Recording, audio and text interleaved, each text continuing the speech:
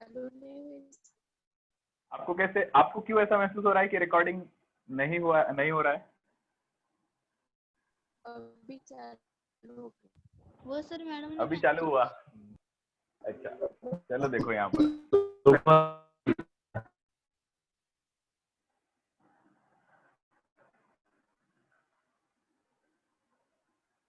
तो मैं बहुत रफ डायग्राम ड्रॉ कर रहा हूँ, राइट? कल आपने ड्रॉ कर लिया होगा तो ठीक है, और मैंने आपको फोटो भी भेज दिया था मेरे बोर्ड का, खींचकर क्लिक करके ग्रुप में, राइट? तो this is my body line, ये बॉडी लाइन है, यहाँ पर रिप्स होगी। तो first second third, right? First second, this is third, this would be fourth, fifth, right? Six, और ये सेवेंथ। तो सेवेंथ के साथ नीचे जो अब रिप्स है, 8th, 9th and 10th, the 3 ribs are joined with the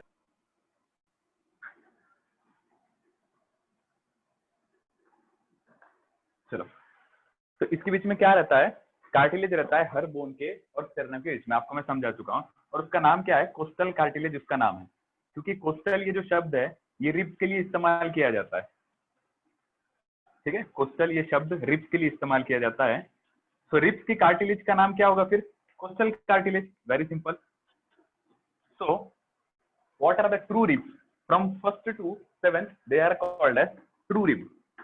Reason they are called as true rib because they are joined directly to the sternum, right?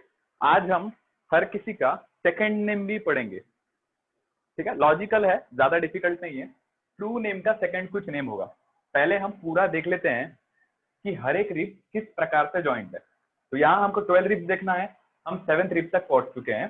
तो मैंने कल आपको बताया एक एग्जांपल, आपको अगर याद होगा तो, वो बुके वाला जो जिसको फैसिलिटेट करते हैं, तो उसके साथ बाकी पर्सन जॉइंट रहते हैं, ठीक है? इसी टाइप से 8th, 9th and 10th rib किसके साथ अटैच्ड होगी? ये 7th रिब के कोस्टल कार्टिलेज के साथ अटैच्ड होती है, ठीक है ना? सो डोंट गेट कंफ्यूज कि 7th, 8th और 9th तीनों भी एक एक करके, मतलब 8th 7th को जुड़ी है, 9th 7th को 8th को जुड़ा है, और 10th 9th को जुड़ी है। इस तरीके से नहीं है। 8th, 9th एंड 10th तीनों के कार्टिलेज 7th के कार्टिलेज के साथ ज्वाइंट कर डायरेक्टली स्टेरनम को ज्वाइंट कर रहे हैं। यहाँ तक तो पॉइंट क्लियर है। अगर anyone having any type of doubt they can directly on their mic and ask. यहाँ पर था वर्टिब्री, पीछे के तरफ से यहाँ वर्टिब्री होगा। अब सिंपल सा एक पॉइंट है, इसको थोड़ा राइट नीचे बना लेते हैं बड़ा सा। ये एक वर्टिब्री है, ये सेकंड वर्टिब्री है, ठीक है? इन वर्टिब्री के बीच में रहता है फ्लूइड, ठीक है? सपोज दैट आप मॉर्निंग में उठकर अगर योगा कर रहे हो, सो ये भी bone, even the bone of the vertebra are not directly joint. Why? Because if this is my posture, अगर मैं थोड़ा भी नीचे टिल्ट कर रहा हूं, means my vertebral column is bending. If my vertebral column is bending, that means the bone should not be firmly attached. तो एक बात अपने ब्रेन में फिक्स कर लो, जहां पर भी बॉडी की बोन एक दूसरे के साथ अटैच होगी ना, वो कभी भी मूव नहीं करेगी। तो जब आप बोन्स का चैप्टर पढ़ोगे, आपको तब वहां पढ़ना पड़ेगा कि कौन सी बॉडी की बोन्स है जो एक बार फ्यूज हो गई या ज्वाइंट हो गए तो कभी मूवमेंट नहीं करती। Example, the bones of the skull जो मैंने कल आपको दिखाया था, वो बोन्स कभी भी मूव नहीं करती, मतलब कभी भी फ्रिक्शन नहीं शो करती है। अब आप बेंड कर पा रहे हो अपने स्पाइनल कॉर्ड को या अपने वर्टिब्रल कॉलम को, रीढ़ की हड्डी को अगर बेंड कर पा रहे हो, मतलब वो दोनों जो बोन्स है वो भी साथ में नहीं जुड़ी हुई है, कुछ ना कुछ बीच में फ्लूइड प्रेजेंट है, राइट? वैसे तो धीरे धीरे ये फ्लूइड खत्म होते चला जाता है, एंड जैसे जैसे खत्म होता है हमारी पावर, मतलब हम खुद को कंपेयर करो और एक ओल्डर एज को कंपेयर करो, कौन ज्यादा फ्लेक्सिबल है, कौन ज्यादा एक्सरसाइज वगैरह कौन कर सकता है हम, क्योंकि हमारे बीच में जो दो वर्टिब्रा के बीच में फ्लूइड प्रेजेंट रहता है, दैट इज मोर रिगोरस, हम उसको अच्छे से यूटिलाइजेशन कर सकते हैं। बट धीरे धीरे धीरे उसका डेटेरिएशन होता है, वो खत्म होता है, आगे उसको पढ़ते हैं। बट ये एक वर्टिब्रा है, ये एक वर्टिब्रा है। 8th, 9th and 10th rib are joint to the 7th rib, ठीक है? तीनों भी 7th रिब के कार्टिलेज से जॉइंट है। तो इन तीनों रिब का नाम क्या हो जाएगा? They are called as false rib, ठीक है? देखते हैं आगे। सर 11th एंड 12th दो रिब बची है, तो वो दो रिब डॉर्सल साइड से किससे निकल रही होगी, डॉर्सल तरफ से किससे निकल रहा होगा। सो आंसर इज डॉर्सल तरफ से ये जो वर्टिब्री है ना, ये मेरा T11 होगा, और इसके नीचे वाला ये जो वर्टिब्रा है ना, ये मेरा T12 होगा। ऐसा क्यों सर? क्योंकि T10 से ये T10 से निकली हुई जो रिब होगी वो यहाँ आ चुकी है, ठीक है। T9 जो पीछे का 9th थोरैसिक वर्टिब्रा है, यहाँ से 9th थोरैसिक वर्टिब्रा, उससे जो रिब निकली है वो यहाँ आ चुकी है, 8th वाली भी आ चुकी है। तीनों ने अपनी जगह बना ली है, तीनों डायरेक्टली स्टर्नम से ज्वाइंट नहीं हो पा रहे थे, इसलिए वो 7th स्टर्नम से उन्होंने क्या मांगी, आप ऐसा समझ सकते हो, एक तरीके की भीख मांगे या बेग किया कि we want to also attach with the sternum. Who is saying that 8, 9 and 10 rib is asking to the 7th rib, please let us to attach with the sternum, हमको भी sternum के साथ अटैच कर लो, because we do not have the potential to directly attach with the sternum, so they ask the help of 7th rib to make themselves to also joint with the sternum. So 8, 9 and 10 with the help of 7th are joined to the sternum. Which two ribs are left? Answer is 11th rib and 12th rib are left. तो पीछे पूरे 12 vertebrae, पूरे 12 vertebrae से इधर से भी rib निकलेगी और इधर से भी रिब निकलेगी, तो कंप्लीट 24 पेयर का तो रिब केज बनाना ही है सर। तो कौन सी दो वर्टिब्रा बची है, यहां से T11 से निकली हुई एक और T12 से निकली हुई रिब, यहां से भी इस तरीके से ड्रॉ कर लेते हैं। So this ribs do not attach with the sternum at all, वो स्टर्नम से कभी अटैच ही नहीं हो पाती है। So what is the reason? What is their function? तो पहली बात रीजन तो आप खुद समझ सकते हो, why they cannot attach with the sternum. Sternum rests या sternum is left behind in the thorax region itself, but the thoracic vertebra ascends the rib in the abdominal region. मतलब ये abdomen है, आपको पता है ये वाला thorax है, ये वाला abdomen region है, इसको बीच में जो पार्टीशन करता है उसे डायफ्राम कहते हैं, राइट। ये जो रिब है ये पीछे से तरफ आ रही है, स्टर्नम ऊपर छूट चुका है, उनके साथ जॉइंट नहीं करती है। तो नेचर ने क्या किया है, देखना अच्छे से, नेचर ने इन दोनों लास्ट के रिब्स को निकाला तो सही, बट उनको बोला you do not have to bother about और अटैचिंग विद द स्टर्नम, आपको स्टर्नम के साथ अटैच होने की झंझट पालना ही नहीं है। वो 8, 9 और 10th रिब अटैच हो गए 7 के साथ, उनको जाने दो। 11th और 12th तुम दखल अंदाजी मत करो कि तुमको भी स्टर्नम के साथ अटैच होना।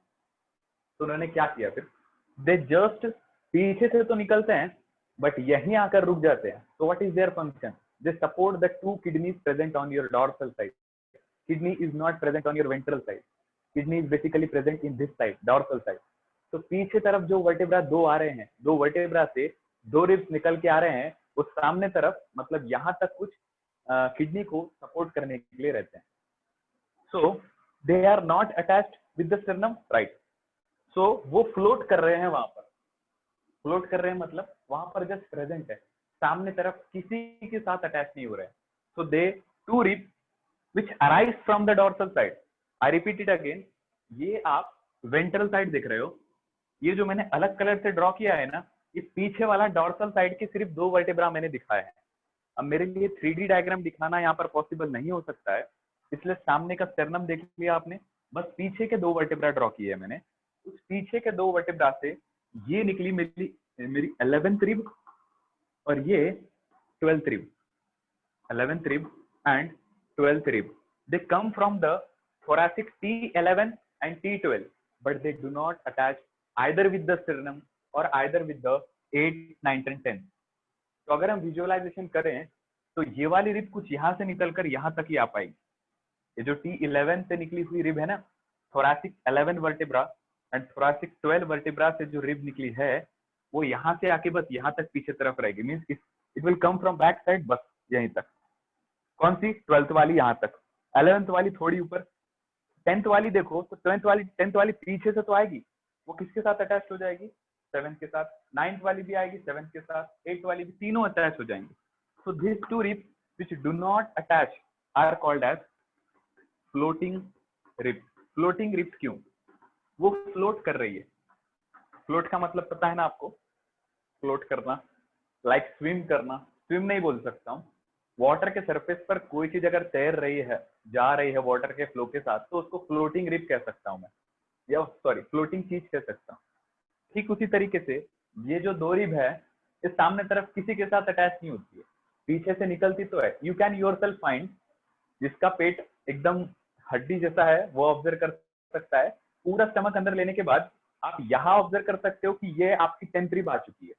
ठीक है, this is your 10th rib, right, जो यहाँ पर 7th के साथ अटैच हो जाएगी, उसके ऊपर 9th होगी, उसके ऊपर 8th होगी। बट धीरे धीरे आप पैल्प करो, यहाँ पर जाओ तो आपको 11th एंड 12th रिब यहाँ कहीं पर डिसेंड होते हुए देखेगी, जो आगे तरफ नहीं आ रही। ठीक है, अपना अपना देखो। ठीक है, तो यहाँ पर कौन सी रिब खत्म हो चुकी है, लगभग 10th रिब आकर यहाँ पर 7th के साथ ज्वाइंट हो जाएगी स्टर्नम में, 9th भी 7th के साथ, 8th भी। जो 11th और 12th है वो कुछ यहीं तक डिसेंड करेगी, आप खुद पैल्प करके देख सकते हो। ठीक है, एकदम हाथ अंदर मत घुसा देना। तो 11th एंड 12th जस्ट यहाँ तक आती है, तो उसका फंक्शन क्या है, function is they protect to the kidneys which are present on the dorsal side, right. So we have entirely discussed कि कैसा पूरा एक रिब केज रहता है। ठीक है, 12 पेयर ऑफ रिब्स है। अब सवाल एंट्रेंस एग्जाम में क्या आता है, ऐसी कौन सी रिब्स है जो डायरेक्टली स्टर्नम से अटैच नहीं रह रही है, कितने पेयर ऑफ रिब्स, अलग अलग ट्विस्ट करके क्वेश्चन पूछेगा, कितने pair of ribs directly sternum से अटैच नहीं हो रही है। So answer is 5 pair. 5 pair is the answer जो स्टर्नम के साथ डायरेक्टली ज्वाइंट नहीं कर रही है। या ऐसा भी सवाल पूछ सकता हूं मैं, जो स्टर्नम के साथ बिल्कुल भी अटैच नहीं हो रही है, कितने पेयर ऑफ रिब है ऐसी, 2।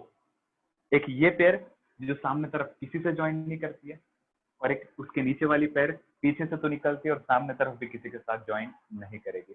तो 2 pair of ribs are there from the 12 pairs which do not join with any either sternum or either with any cartilage with other bone, किसी के साथ नहीं। चलो, और बात की जाए कि कितने रिब्स ऐसी है जो फॉल्स रिब्स है, so 3 pair of ribs are false ribs. What do you mean by false ribs? They do not participate directly attaching with the sternum. तो इनके नाम लिखते हैं, अब क्या इनके नाम होंगे। ठीक है, देखो ये क्या है, स्टर्नम, सॉरी ये है रिब और ये है स्टर्नम। ठीक है, तो जो रिब कुछ रिब्स ऐसी है जो स्टर्नम के साथ ज्वाइंट हुई है। ठीक है, और कुछ ये रिब्स ऐसी है जिन्होंने बिल्कुल भी स्टर्नम के साथ ज्वाइंट शो नहीं किया है, right, they do not participate in the joint. तो इसका नाम क्या लिख सकते हैं, अच्छे से देखना। अब आपको कार्टिलेज का एक निकनेम लर्न करना पड़ेगा। जैसे मैंने रिब का आपको नेम बताया था कोस्टल, लंग्स का मैंने नेम आपको बताया था पुल्मन्स, ऐसे ही कार्टिलेज के अंदर एक प्रोटीन होता है, उस प्रोटीन के हिसाब से सी से ही कार्टिलेज का दूसरा नाम है, and it is called as chondrin protein. ठीक है, chondrin is the word. I hope आपको दिख रहा होगा, दिख रहा है ना?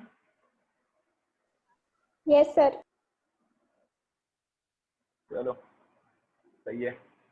तो chondrin is the word utilized for the cartilage. ठीक है, अब देखो कितने रिब को मैं वर्टेब्रोस्टेर्नल बोलूं। वर्टेब्रोस्टेर्नल मतलब, ठीक है अच्छे से देखना, पीछे तरफ वर्टेब्रा से ज्वाइंट है, आगे तरफ स्टेर्नम से ज्वाइंट है directly. So the true ribs are also called as vertebrosternal. ठीक है, देखो अच्छे से प्यार से, रिब का सेकंड नेम अगर हमको लिखना है ट्रू रिब का, तो बस यही हमको सोचना है कि पीछे तरफ वो किससे ज्वाइंट है और सामने तरफ वो किससे आकर ज्वाइंट हुई है। तो पहले से लेकर फर्स्ट से लेकर 7th पेयर ऑफ रिब पीछे से वर्टेब्रा से ज्वाइंट है, आगे स्टेर्नम से ज्वाइंट है। ठीक सर, एक देखो हमेशा ओरिजिनेशन जो नाम आएगा ना, हमेशा रिब का पीछे से स्टार्ट करना है। तो सर हर रिब पीछे से वर्टेब्रा से ज्वाइंट है, मतलब हर किसी के नेम में सबसे पहले वर्टेब्रो तो आएगा ही। क्यों? क्योंकि हर एक रिब पीछे से वर्टेब्रा से ज्वाइंट है, फ्लोटिंग रिब भी पीछे से वर्टेब्रा से ज्वाइंट है। ठीक है, वर्टेब्रा या वर्टेब्रो। अब देखो, पर हर एक के नाम के आगे कुछ और नाम लगाना पड़ेगा। जैसे मानकर चलो पार्ले-जी बिस्किट आपने खाया है, ठीक है, तो अगर पार्ले-जी बिस्किट आपने खाया है तो जी फॉर जीनियस कहते हैं, जी फॉर जीनियस कहते हैं और पार्ले उसका ब्रांड है। तो जीनियस वर्ड सबसे पहले, पार्ले के अलग अलग कंपनीज है, एक ही पार्ले का सिर्फ पार्ले जी बिस्किट नहीं है, पार्ले के बहुत सारे अलग अलग ब्रांड्स रहते हैं। तो हर किसी के नाम में पार्ले तो आएगा ही, बट हर किसी बिस्किट के सामने जी फॉर जीनियस आएगा ये जरूरी नहीं है। ठीक है, आपने खाए होंगे पार्ले के बहुत सारे प्रोडक्ट। तो Parle G is one of the product of the company Parle. But क्या पार्ले का कोई और बिस्किट नहीं हो सकता है? हो सकता है सर, बट मेन में सबसे पहले टैग में ऊपर पार्ले रहना चाहिए, उसके बाद कौन सा ब्रांड है या कौन सा बिस्किट है वो रहना चाहिए। Getting my point? इसी तरीके से रिप्स का अगर नाम लिखना है तो सबसे पहले रिप्स किसके साथ ज्वाइंट होती है, मेन रिप्स का मेन अटैचमेंट सोर्स कौन है? तो सर मेन प्रोटेक्शन या main source of ribs is vertebra, इसलिए हर किसी रिप्स का नाम वर्टेब्रो से शुरुआत होगा। अब फर्क कितना है, कोई रिप्स स्टेरनम से ज्वाइंट होती है, कोई रिप्स स्टेरनम से ज्वाइंट नहीं होती है, उसके बेसिस पर उसका नाम लिखेंगे। तो सर पहले से लेकर 7th रिप्स पीछे से वर्टेब्रा से ज्वाइंट है, लिखा है मैंने। और सर फर्स्ट से लेकर 7th रिप्स स्टेरनम से अटैच्ड है, तो मैं फर्स्ट से लेकर 7th रिप्स का नाम क्या लिखूंगा? फर्स्ट से लेकर 7th रिप्स का नाम क्या लिखूंगा? वर्टेब्रो रिप्स, ये सब लिखता है। कंफ्यूजिंग नहीं है बिल्कुल भी, आप अच्छे से समझोगे तो। पीछे तरफ वर्टेब्रा, आगे तरफ स्टेरनम। तो सर उस हिसाब से 8, 9 एंड 10 क्या ये स्टेरनम से डायरेक्टली अटैच्ड है? नहीं। तो फिर ये किससे अटैच्ड है? ये कार्टिलेज से अटैच्ड है, और वो कार्टिलेज उसको किससे अटैच करवा रहा है? इस मेन स्टेरनम से अटैच करवा रहा है with the help of 7th rib. ठीक है ना? तो आप अगर चलो मैं ट्राई करूंगा कि बोन दिखाने का, मुझे दिख नहीं रही है बोन, बट वो कुछ ऐसी रहती है।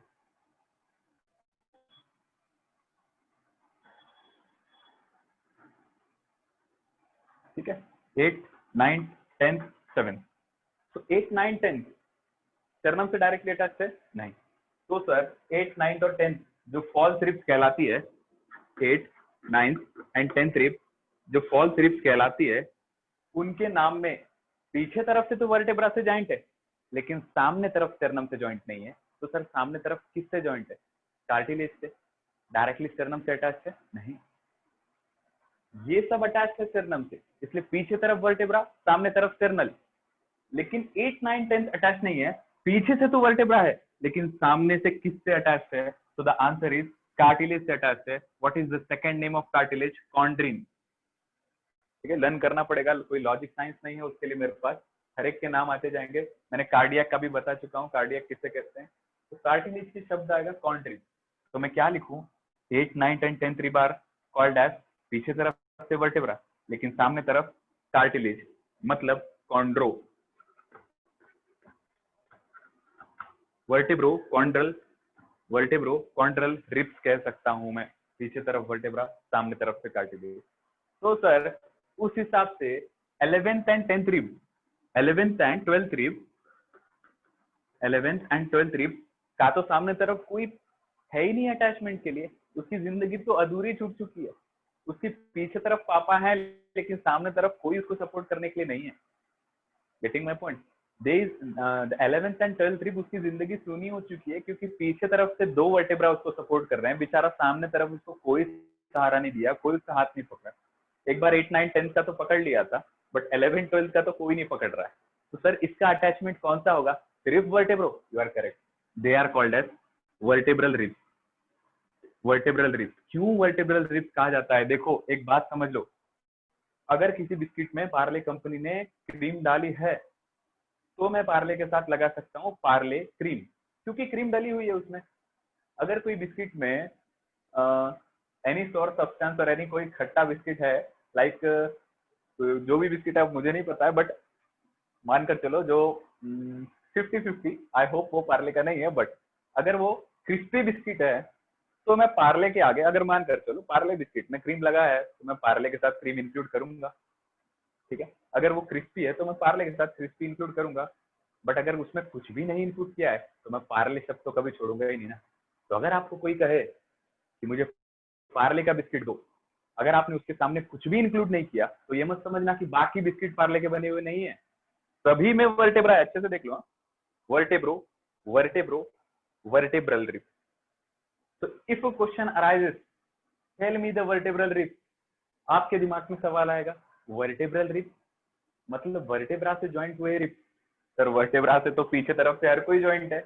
नहीं, पीछे तरफ से ज्वाइंट है, लेकिन और उसमें कुछ एडेड है क्या? हाँ सर, पीछे तरफ से फर्स्ट से लेकर 7th स्टर्नम से ज्वाइंट है। तो देखो वर्टेब्रो स्टर्नल नाम पड़ गया उसका, फर्स्ट से लेकर 7th रिब।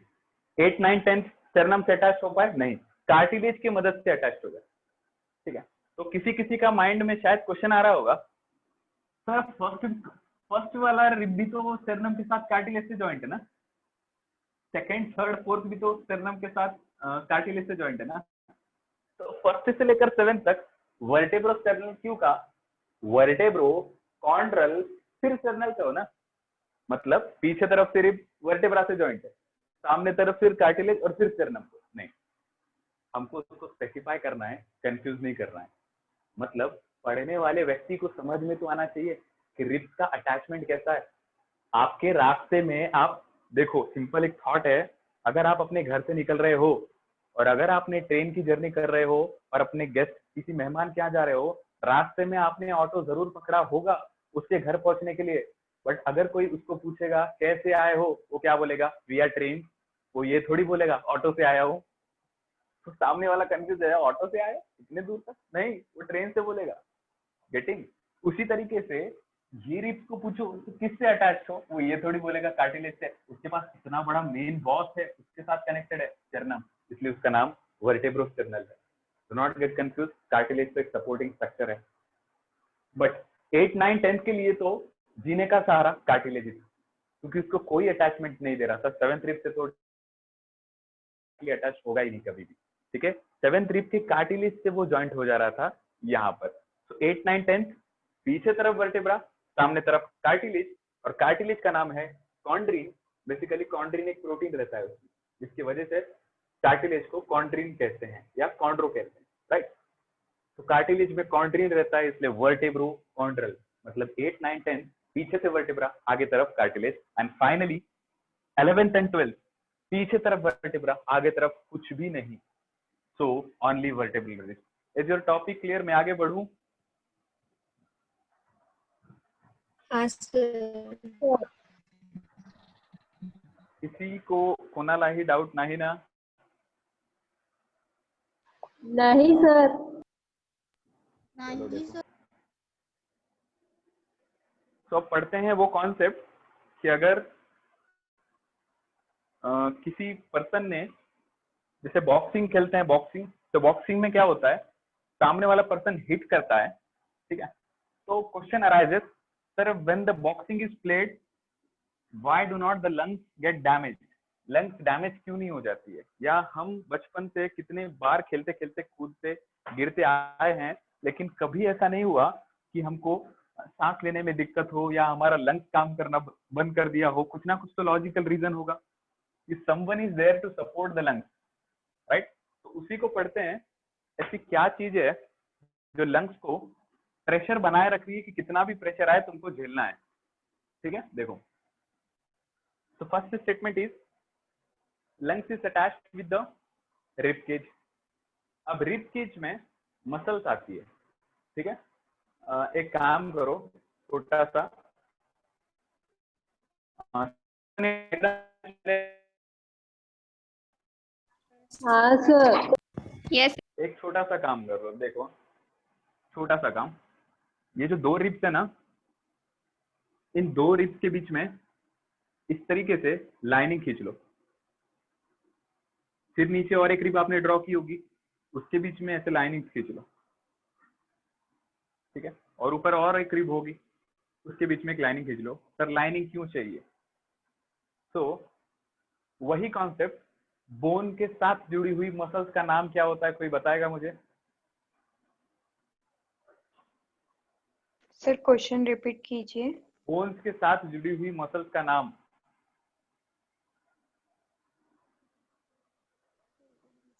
Skeletal muscle. हाँ, स्केलेटल मसल। पूरा अच्छे से इसका नाम बनाते हैं, ठीक ना, अच्छे से देखना। 2 पहले शब्द बताता हूँ, one is called as intra, another is called as inter. Intra मतलब उसी के अंदर, जैसे intra house, inter house, intra house competition. Intra मतलब आपके ही घर में कंपटीशन होगा, और इंटर मतलब दो घरों के बीच में, इंटर हाउस कंपटीशन। तो इंटर मतलब एक के साथ कोई दूसरा, और इंट्रा मतलब उसी के अंदर। ये चीज फिक्स कर लो, इंटर मतलब दो के बीच में, और इंट्रा मतलब उसी के अंदर। तो ये रिब है, मतलब ये एक बोन है, ठीक। ये भी एक रिब है, मतलब ये भी एक बोन है। दो बोन के साथ जुड़ी हुई मसल का नाम स्केलेटल मसल। फिलहाल मैं स्केलेटन छोड़ देता हूँ, ठीक है, सिर्फ मैं फिलहाल मसल लिखता हूँ, देखना कैसे नाम बनेगा। मैंने मसल नाम लिख दिया, ये रिब के बीच में मसल है, इसी को हम खींचते हैं और रिब पूरा बाहर आता है, ठीक है। तो रिब केज के या बोन्स के बीच में मसल है, मैंने मसल नाम लिख दिया। नाउ अब एक बात बताओ, ये एक बोन है, ये एक बोन है, दोनों बोन के बीच में मसल है, तो मैं इंट्रा शब्द यूज करूं कि इंटर शब्द यूज करूं, बताओ। इंटर। इंटर, तो मैंने यहां पर लिख दिया इंटर। आई रिपीट, इंट्रा उसी के अंदर। तो ये बोन के अंदर तो मुझे कोई मसल नहीं दिखती है ना, राइट। बोन के बाहर दिखती है, यस। तो दो बोन को कंपेयर करके बोलना पड़ेगा कि दो बोन के बीच में मसल है, तो नाम हो जाएगा इंटर, नॉट इंट्रा। और एक लास्ट नेम, ये एक बोन है, ये एक बोन है, ये बोन को क्या कहते हैं, rib. What is the second name of rib, answer is coastal. तो यही हो जाएगा नाम, इंटर कोस्टल मसल, इसे कहते हैं ICM। लिख लो, जो आपने रिब केज ड्रॉ किया है ना, उसके बीच में इस तरीके से मसल ऐसे लाइनिंग ड्रॉ करो, दो रिब के बीच में इंटर कहते हैं, और रिब का शॉर्ट फॉर्म या रिब का दूसरा नाम या रिब का निकनेम कोस्टल है, और ये एक स्केलेटल मसल है। तो देखो आपने क्या कहा था, बोन के साथ जुड़ी हुई मसल को स्केलेटल मसल कहते हैं। रिब का दूसरा नाम क्या है, कोस्टल। क्या कोस्टल एक स्केलेटल मसल नहीं है? तो यही नाम है, देखो, स्केलेटल मसल। तो intercostal muscle is a voluntary muscle और इनवॉलेंट्री मसल। जवाब दो मुझे, ये वॉलेंट्री है या इनवॉलेंट्री है? ICM involuntary. इनवॉलेंट्री। पक्का? सोचो अच्छे से और जवाब दो। सिंपल सा एक स्टेटमेंट, आप सभी ने उस दिन जवाब दिया था, बोन के साथ जुड़ी हुई मसल का नेचर स्केलेटल मसल है, उसमें लाइनिंग्स रहती है, और वो वॉलेंट्री है, हमारे कंट्रोल में है। ये मेरे रिब्स है, वो बोनी स्ट्रक्चर है, उसके साथ जुड़ी हुई मसल। ये देखो, ये बोनी स्ट्रक्चर है, ये बोनी स्ट्रक्चर है, और ये भी बोनी स्ट्रक्चर है, इसके साथ जुड़ी हुई मसल का नाम क्या होगा, स्केलेटल मसल। तो ये स्केलेटल मसल कैसी होगी, वॉलेंट्री, मतलब हमारे कंट्रोल में है। सिर्फ मैंने नाम चेंज कर दिया है और आप कंफ्यूज हो चुके हो। दो बोन्स के बीच में इंटर, रिब का दूसरा नाम, पहली बात रिब क्या है, एक बोन है, रिब का दूसरा नाम कोस्टल, और बीच में मसल है, इंटरकोस्टल मसल। तो इनवॉलेंट्री कैसी हुई है, वॉलेंट्री मसल है, क्योंकि कोस्टल एक बोन है, रिब है। तो intercostal muscle is voluntary in nature, वो हमारे कंट्रोल में होती है। समझा? ये ऊपर से जा रहा है। समझा सर। सभी को कि डाउट है, पूछ लो। नहीं सर, समझा। यहाँ पर कुछ नहीं, बायो में थोड़ा सा दिमाग लगाना पड़ता है, ज्यादा कुछ नहीं। आप पहले ही पढ़ चुके हो, skeletal muscles are voluntary in control, तो आपको दिख रहा है कि वो वॉलेंट्री कंट्रोल में है। तो बढ़ते हैं आगे, आपने ड्रॉ कर लिया होगा, ये आपको वो डायग्राम में लिखना है कि इस मसल को क्या कहते हैं, इंटरकोस्टल मसल। चलो, we have to learn how does the lung maintains the pressure even if we fall from a distance of height, then also lungs में कोलैप्स नहीं होती है, लंग्स मतलब लंग्स प्रेशर झेल लेती है। So something might be there present in the lungs which helps the lungs to maintain the pressure. ठीक है? So first statement is कि lungs are protected by a fluid. ठीक है? उस fluid का कुछ नाम होगा, देखो,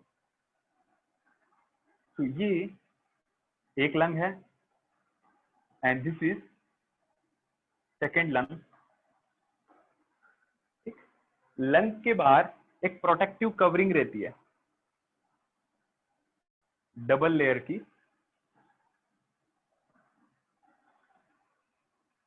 ठीक है। इस तरीके से डबल मेम्ब्रेनस लेयर रहती है जो लंग्स को प्रोटेक्ट करके रखती है। मैंने बलून शेप ड्रॉ किया है, एकदम स्पेसिफिक नहीं ड्रॉ किया, बस अंडरस्टैंडिंग के लिए मैं यहाँ पर अच्छे से लिखता हूँ। तो लंग की जो बाहर का लेयर है उसे कहते हैं प्ल्यूरा।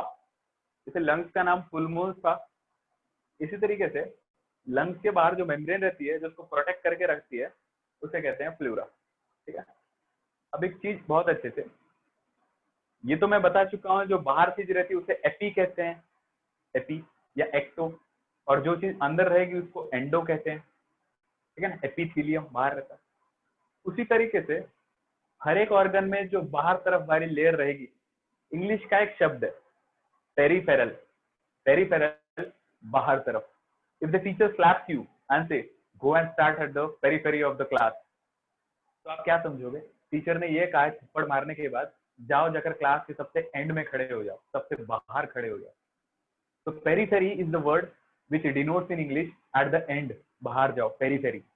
उस पेरिफेरी शब्द से बायोलॉजी में एक शब्द खींचा गया है या लिया गया है पैराइटल। पैराइटल, जहां पर भी पैराइटल ये शब्द आता है समझ लेना बाहर की लेयर की बात कर रहा है। या आपके ओवरी में, टेस्टिस में, किडनी में, हर जगह पर आएगा ये शब्द पैराइटल। तो बाहर जब भी पैराइटल शब्द आए कहाँ क्या कंसिडर करोगे? बाहर वाली लेयर की बात कर रहा है। अब मुझे बताओ, खुद ही सोचना, लंग्स एक ऑर्गन है और बॉडी के हर ऑर्गन का नाम विसरल ऑर्गन है। तो pleura is the covering of the lungs, right.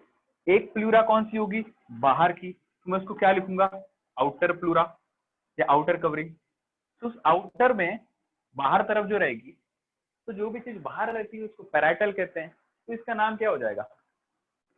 Parietal, बाहर तरफ, on the outer side, parietal प्ल्यूरा,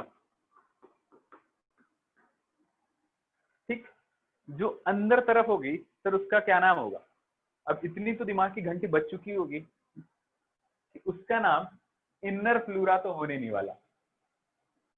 एक का नाम अगर आउटर लिखा है तो दूसरे का भी यहाँ पर इनर लिखना पड़ेगा, बट उसके नीचे उसका कुछ और नाम तो होगा। तो वेरी सिंपल, बॉडी के हर एक ऑर्गन को क्या कहते हैं? Visceral organ. विसरल ऑर्गन के साथ जो डायरेक्टली अटैच होगा उसे क्या कहोगे? Visceral membrane. सपोज दैट मेरी बॉडी है, मेरी बॉडी से सबसे पहले कौन अटैच है? स्किन, ठीक है ना, स्किन। उसके बाहर अटैच है, उसके बाहर है क्लोथ, उन दोनों के बीच में है स्पेस। इस तरीके से समझ सकता हूँ। तो what is firmly attach to my body? Skin. Visceral organ के साथ जो मेम्ब्रेन फर्मली एकदम अटैच होगी, चिपकी, फर्स्ट लेयर, उसका नाम क्या होगा? Visceral membrane. तो यहाँ सोचो, pleura is the covering of the lung which help to maintain the pressure. जितना भी प्रेशर आएगा, जैसे ये नहीं रहता है गाड़ी में ऑयल डालते हैं, तो आपने अगर टीवी वगैरह में ऐड देखते हो तो वो ऑयल का जो प्रचार करते हैं, एडवर्टाइजमेंट करते हैं, तो एक फ्रिक्शन क्रिएट होता है ताकि ऑयल, जो मशीन है, इंजन है, उसमें जंग ना लग जाए। तो ऑयल क्रिएट से फ्रिक्शन ताकि आसानी से इस तरीके से दिखाते हो, ऐसा ऊपर नीचे इंजन मूव करते रहता है। क्या रहते हैं, कुछ तो कहते हैं उसे, I do not know. But oil डालने के बाद there is a friction movement और there is a smoothness created in the engine to move smoothly, work fluently. इसी तरीके से अगर लंग्स को वास्टली कॉन्ट्रैक्ट रिलैक्स करना है तो उसके अंदर भी कोई फ्लूइड रहना चाहिए। सपोज दैट इफ द सामने का कोई पर्सन बॉक्सर है, एकदम तेजी से मारता है, हिट करता है यहाँ पर, तो if the person will hit, तो यहाँ पर सबसे पहले किसको प्रेशर मिलेगा? स्किन को छोड़ो, तो स्किन के अंदर क्या रहेगा? Rib cage. रिब के बीच में कुछ है क्या? अगर ये दो रिब्स है, ठीक है, if this is the two rib, ये रिब्स के बीच में क्या प्रेजेंट है? बी इट वेरी क्लियर, ये रिब्स खाली नहीं है, दो रिब के बीच में कुछ खाली स्पेस नहीं है, वहां पर क्या है? मसल्स है, और उस मसल का नाम क्या है? ये है एक कोस्टल, कोस्टल मतलब रिब, और ये है दूसरी कोस्टल। तो कोस्टल, कोस्टल, इंटरकोस्टल, और दोनों के बीच की मसल इंटरकोस्टल मसल। क्लियर है? आगे धीरे धीरे समझेगा जब एकदम मैकेनिज्म समझेंगे, बट इंटरकोस्टल मसल इन दोनों के बीच में रहती है, ऐसे हर एक रिब के बीच में मसल रहेगी, राइट। अब इस रिब केज के अंदर क्या बैठा हुआ होगा? लंग्स। तो इनडायरेक्टली अगर सामने वाले पर्सन ने बहुत जोर से हिट किया है तो प्रेशर किस पर आने वाला है? Rib cage. और रिब केज अंदर जर्क, उसको तो जर्क लगेगा, और वो जर्क लगेगा तो डायरेक्टली किसके ऊपर प्रेशर लगेगा? लंग्स के ऊपर। और लंग्स ये तो ऑर्गन है, वो तो एक बोनी स्ट्रक्चर नहीं है, अगर उसको प्रेशर लगेगा तो वो तो अपना कॉन्ट्रैक्शन रिलैक्शन की क्षमता छोड़ भी सकता है। कितने बार हम जब छोटे रहते हैं बेड से रोते रोते नीचे उल्टे, मतलब चेस्ट के बलबूते भी गिर सकते हैं, राइट। तब हमारे बॉडी में चेस्ट के थ्रू या थोरैक्स रीजन के थ्रू लंग्स पर प्रेशर लगेगा। अगर वो प्रेशर डायरेक्टली अंदर के अल्वियोलास को हिट करता है, वहां पर तो पूरा नेटवर्क ऑफ ब्लड कैपिलरीज है, समझ रहे हो। अगर अंदर का कोई भी सिस्टम प्रॉपरली अगर फंक्शन ना कर पाए या वर्क ना कर पाए, then it may cause a damage for the respiration or for the gaseous exchange. So nature has decided to protect the lungs. In what manner? He has created a difference कि बाहर वाली layer rib cage के साथ जुड़ी हुई होगी और अंदर वाली लेयर लंग्स के साथ जुड़ी हुई होगी, ठीक है। इसको बहुत अच्छे से समझो। तो बाहर से देखो तो सबसे पहले क्या आएगा? Rib cage. रिब केज को अलग कर रहा हूं, अब उसके साथ क्या होगा? डायरेक्ट लंग्स नहीं, लंग्स और रिब केज के बीच में रहती है मेम्ब्रेन, और वो मेम्ब्रेन है ये दो। ये जो मेम्ब्रेन है ये डायरेक्टली अटैच होती है रिब केज के साथ, और ये अंदर वाली जो मेम्ब्रेन है ये अटैच होती है लंग्स के साथ। तो लंग्स के साथ जो अटैच है मेम्ब्रेन, उसे क्या कहूंगा? सर लंग्स एक ऑर्गन है और बॉडी के हर ऑर्गन का नाम विसरल ऑर्गन रहता है। तो इस हिसाब से बाहर वाली जो लेयर है उसका तो आपने नाम रख दिया पैराइटल, क्योंकि पैराइटल मतलब periphery, periphery means towards the outer side. उस हिसाब से इनर वाली लेयर का नाम क्या होगा? खुद ही सोचना। इनर ऑर्गन के साथ जुड़ी हुई होगी, इसलिए मैं इनर वाली लेयर का नाम लिखूंगा विसरल प्लूरा।